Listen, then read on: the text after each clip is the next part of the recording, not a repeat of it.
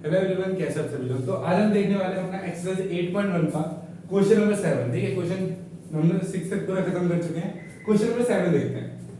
Question number 7 आपको बोल रहा है कि cot थीटा आपको गिवन है कितना 7/8। ठीक है, cot थीटा कितना गिवन है आपको 7/8। तो cot थीटा सबसे पहले इसको हम बाद में देखेंगे, इससे हमें पता लगाते हैं हमें क्या क्या गिवन है। मेरा कहता है कुछ भी चीज अगर आपको एक चीज में कुछ गिवन है तो सबसे पहले इसको देखो कि आपको क्या क्या चीज गिवन है। देखो cot थीटा आपको कितना दे रखा है 7/8, तो मैं यहाँ पे लिख देता हूँ कि cot थीटा मुझे कितना गिवन है 7/8। इसका मतलब क्या हुआ, जो मेरा cot थीटा का फॉर्मूला होता है वो क्या होता है, ये होता है मेरा क्या पंडित बद्री प्रसाद हरण बोले।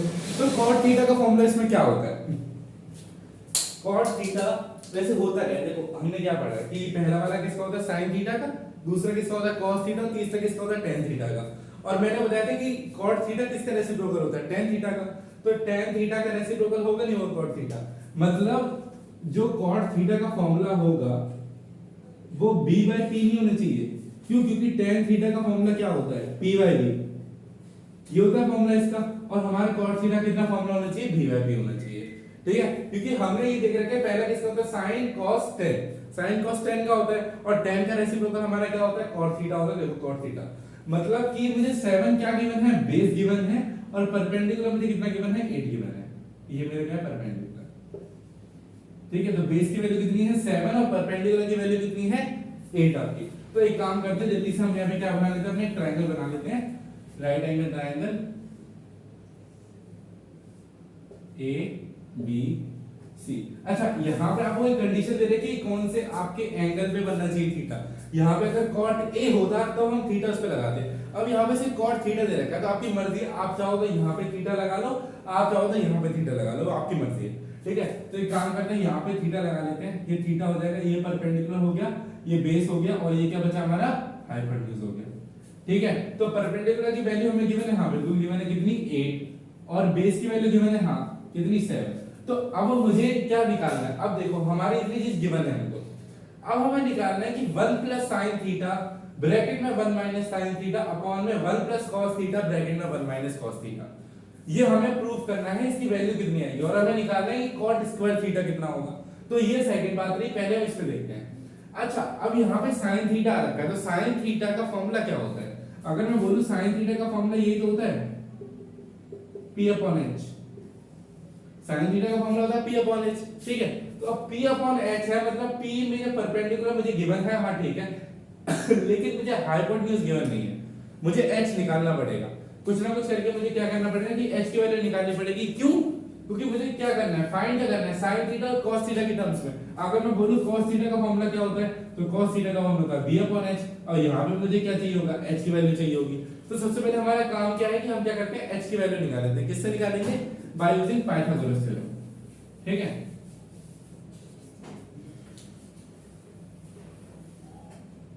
ठीक है, अब लिखते हैं by using Pythagoras theorem, by using Pythagoras theorem. क्या निकाल रहे हैं पाइथागोरस थ्योरम से, h², मतलब h की वैल्यू निकाल रहे हैं हम, कितना आएगा।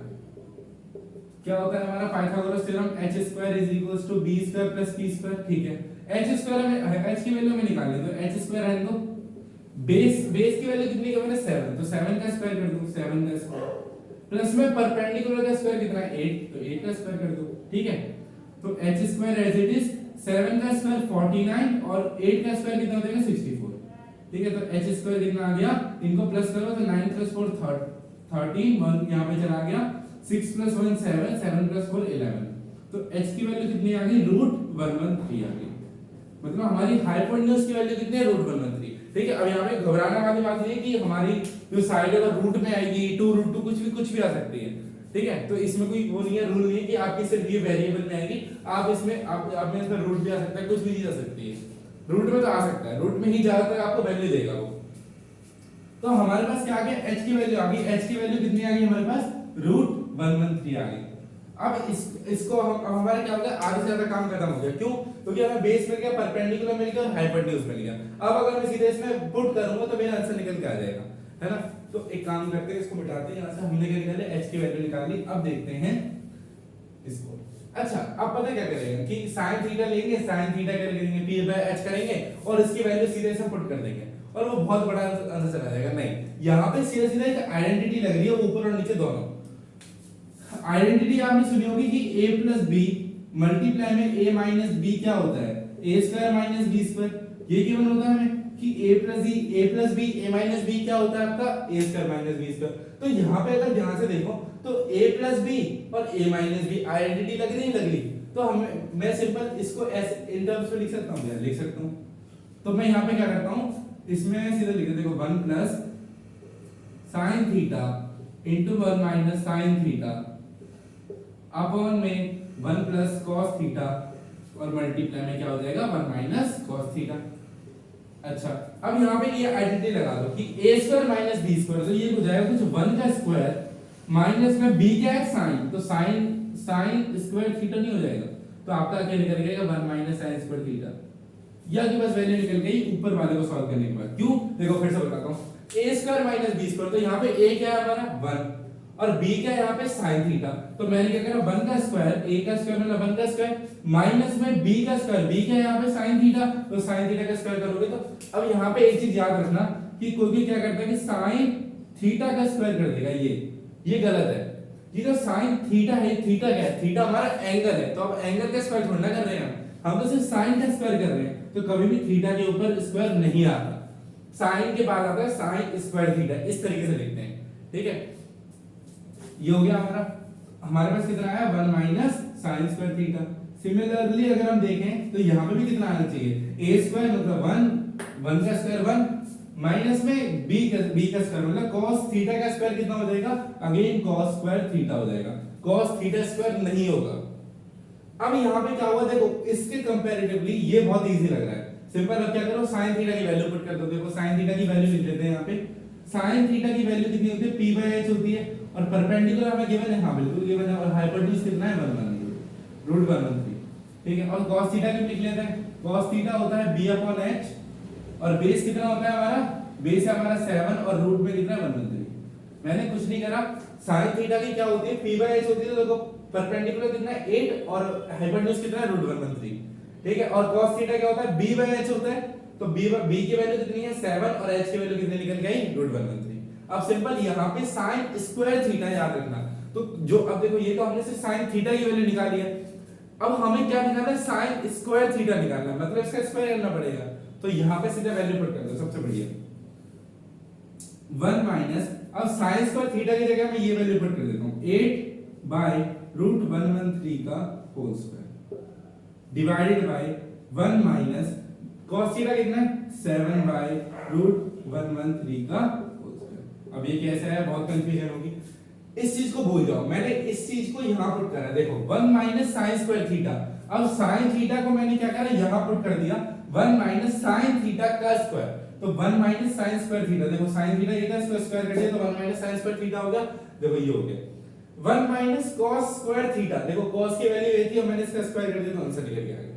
ठीक है, अब यहां पे क्या करो, इसका स्क्वायर कर दो, देखो 1 माइनस 8 का स्क्वायर इज 64 एंड रूट 113 का स्क्वायर कितना होता है। देखो याद रखना, कभी भी अगर आप ऐसे कर रहे हो जैसे ये है और स्क्वायर हमेशा दोनों जगह ऊपर और नीचे स्क्वायर होगा।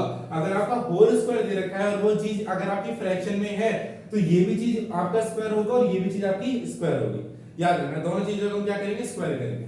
तो रूट 113 का स्क्वायर कितना होगा, सिंपल होता है कि इस स्क्वायर से रूट कट जाता है, या फिर एक और चीज होती है इसकी, इसको ऐसे लिख लो रूट 113 इनटू रूट 113, तो इस रूट से ये रूट कैंसिल आउट हो जाता है, इसको एक कॉमन ले लेते तो 113 आपका आंसर निकल जाता है। तो इतना हमें घुसना नहीं, सीधे याद रखो कि स्क्वायर से रूट कट जाता है और सिंपल जो वैल्यू होती है वो आपकी आ जाती है। तो यहाँ पे हो जाएगा 113 और डिवाइडेड बाय, अब देखो ये तो सिर्फ इतना सॉल्व हुआ तो मैंने इतना सॉल्व कर दिया। यहाँ पे 1 माइनस 8 का स्क्वायर करना 64 आ गया और रूट 113 का मैंने स्क्वायर करा तो 113 आ गया। ठीक है, अब इसको सॉल्व करते हैं। देखो 1 तो एज इट इज माइनस 7 का स्क्वायर 49 अपॉन में रूट 113 का स्क्वायर अगेन 113। क्लियर होगा। अब यहाँ पे क्या होता है, सब बच्चों को डाउट आता है कि अब यहाँ पे क्या करें। देखो मैं यहाँ पे एक चीज बताता हूँ, अब आप पढ़ोगे एलसीएम, आप पढ़ के आए होगे 9th क्लास में 8th क्लास में कि एलसीएम क्या होता है। एलसीएम हम जब लेते हैं, अब पता है कोई क्या करेगा, इसको डायरेक्ट इसमें माइनस कर देगा, तो 1 माइनस 64 कितना 63 बाय 113 लिख देगा और वो गलत हो जाएगा। क्यों, क्योंकि यार यहाँ पे देखो, यहाँ पे 1 माइनस एक फ्रैक्शन की वैल्यू माइनस हो रही है, और ये अगर मैं लिखता 1 प्लस कोई फ्रैक्शन की वैल्यू, तो वहां पे हम क्या करते हैं, एलसीएम लेते हैं, उसको डायरेक्ट प्लस नहीं कर सकते। लेकिन अगर यहाँ पे होता 1 प्लस 64 तो सिंपल प्लस कर देते। लेकिन यहाँ पे हम क्या कर रहे हैं, एक में से कोई फ्रैक्शन की टर्म को घटा रहे हैं, एक में से 1 में से कोई फ्रैक्शन वाली टर्म्स को हटा रहे हैं, तो यहाँ पे हम क्या करते हैं, माइनस करते हैं। अब यहाँ पे हम एलसीएम लेंगे। एलसीएम बहुत सिंपल होता है, ये यहाँ पे कुछ भी नहीं तो 1 मान लो, कोई परेशानी नहीं। तो एक क्रिस क्रॉस बनना चाहिए, देखो ये चीज इसमें मल्टीप्लाई, ये चीज इसमें मल्टीप्लाई, ये एक दूसरे से मल्टीप्लाई, ठीक है। अब मैं लिख के दिखा देता हूँ, ये हो जाएगा 113 माइनस 64 अपॉन 113। इधर भी करके दिखाया था, देखो 113 माइनस 49 अपॉन 113। अब ये आया कैसे, देखो मैंने बताया ना क्रिस क्रॉस, देखो इसको इसमें इधर मल्टीप्लाई करें तो 113 into 1 113 हो जाएगा, ठीक है। एक सेकंड,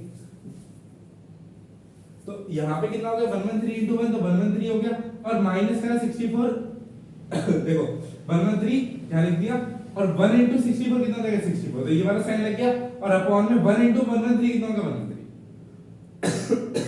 क्लियर होगा? अच्छा ठीक है। अब यहाँ पे देखो, अब इसको सीधा माइनस कर सकते हैं, क्यों, क्योंकि देखो ये चीज पूरी की पूरी किस में आ गई, पूरी डिजिट में आ गई, तो 113 को अगर मैं इसमें से माइनस करूंगा, मेरा आंसर कितना बचेगा, यहाँ पे मेरा आंसर बचना चाहिए कुछ 113, यहाँ पे हो जाएगा 13 13 माइनस 4 9 होगा, 9, और यहाँ चला गया 4 49 आ गया। तो 49, अच्छा यहाँ से मेरी चीज कैंसिल आउट हो रही है, आप देख रहे होगे, तो ये इससे कैंसिल आउट हो रहा है, कैसे, देखो यार इसको, अब पता है अगर आपको डायरेक्ट इसको करोगे तो आपका एक स्टेप बच जाएगा, क्यों, अब आपको बताएंगे कि ये वाली चीज इधर मल्टीप्लाई होगी और ये वाली चीज इधर मल्टीप्लाई होगी, तब ये उठ के इधर आएगा और ये उठ के इधर आएगा, तो अपॉन में हो जाएगा, तो 113 ऊपर और 113 नीचे, तो दोनों कैंसिल आउट नहीं कर देंगे एक दूसरे को। देखो बता देता हूं, ये कुछ ऐसा हो जाएगा, देखो मैं उसकी टर्म से बताता हूं, देखो इसको काट लेना मैं यहाँ पे 113, यहाँ से रफ कर देता हूँ इसको, ठीक है, चलो यूज नहीं है, यहाँ लिख देता हूँ मैं, इसको माइनस करके 49 आ रहा है, 49 बाय 113 डिवाइडेड बाय 64 आएगा, इसको माइनस करेंगे 13 माइनस 9 4, और हाँ ठीक है, तो 64 बाय 113 ये आ रहा है, ठीक है। इसको जब सॉल्व करा मैंने, अब यहाँ पे एक चीज बताओ, अब आपको कैसे कराएंगे टीचर, आपको कोई टीचर सीधा ये डायरेक्ट इसको इससे काट देगा, और तो टीचर क्या करेगा कि आपको पहले इसको इसमें मल्टीप्लाई कराएगा, इसको इसमें मल्टीप्लाई करेगा, मतलब एक क्रॉस बन जाएगा, देखो ये ऊपर जाएगा तो 49 into 113, और ये इससे मल्टीप्लाई हो जाएगा, कितना हो जाएगा 113 into 64। अब हम यहाँ से एक चीज नोटिस कर रहे होंगे कि 113 और 113 क्या हो रहे हैं, कैंसिल आउट हो रहे हैं, और आंसर कितना आ रहा है 49 by 64। तो यहाँ से भी तो यही सेम आंसर आ रहा था, अगर मैं लिखूं यहाँ पे, अगर मैं देखो इसको सीधा माइनस कर दूं, तो मेरा आंसर कितना आ रहा है 49 by 64 ही तो आ रहा है। देखिए ना, अब एक स्टेप हमारा बढ़ गया और एक स्टेप हमारे ज्यादा टाइम ले लेता है, तो हमें इस पे नहीं जाना है। सिंपल देखो कि अगर आपकी एक वैल्यू छोड़ के, अगर देखो अगर यहाँ पे 113 होती तो आप इसको कैंसिल आउट नहीं कर सकते, एक स्पेस छोड़िए, एक डिजिट छोड़िए आपने, उसके नीचे अगर आप है तो आप इसको कर सकते हो। अगर यहाँ पे दोनों सेम वैल्यू होती तो इसको माइनस कर देते, मतलब इसको काट देते सीधा, लेकिन यहाँ पे एक स्पेस छोड़ना चाहिए उनके बीच में, ठीक है। देखो जैसे यहाँ पे था, ये इनके बीच में एक स्पेस है, ठीक है, अगर ये दोनों के बीच में एक स्पेस है, हाँ ये दोनों कट जाएंगे, ठीक है। तो हमारा जो फाइनल आंसर आया वो कितना है 49 by 64। किस पे, जब हमने इसको सॉल्व करा तो हमारा लास्ट आंसर कितना आया 49 by 64 है। अच्छा अब इसका सेकंड पार्ट देख लेते हैं, सेकंड पार्ट बहुत ही ज्यादा इजी है।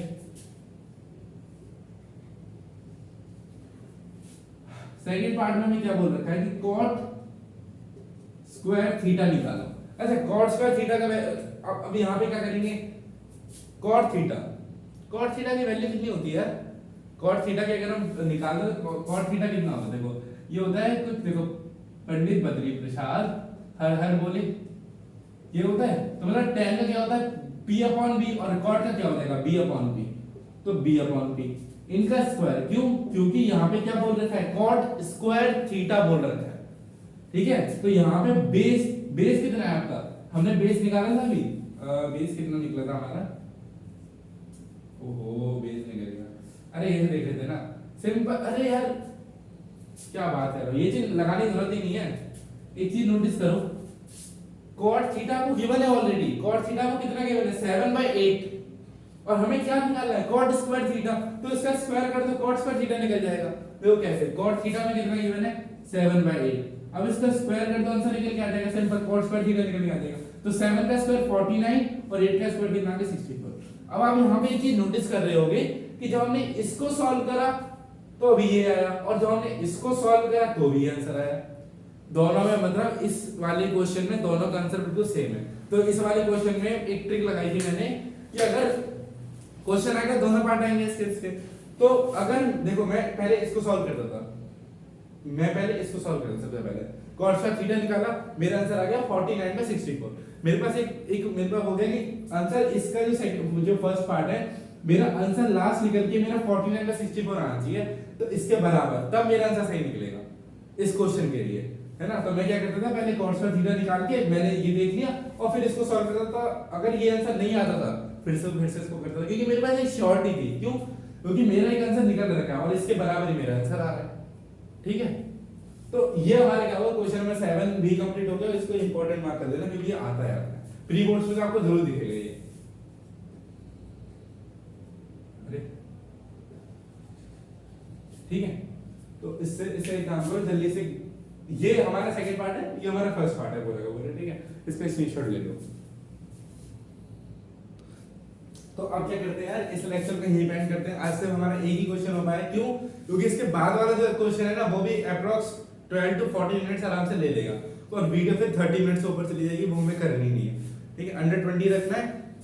तो ये वाला लेक्चर थोड़ा छोटा था, हमने क्या करना है इसमें, ये वाला क्वेश्चन मोस्ट इंपोर्टेंट क्वेश्चन है, प्री बोर्ड्स में आ सकता है आपके।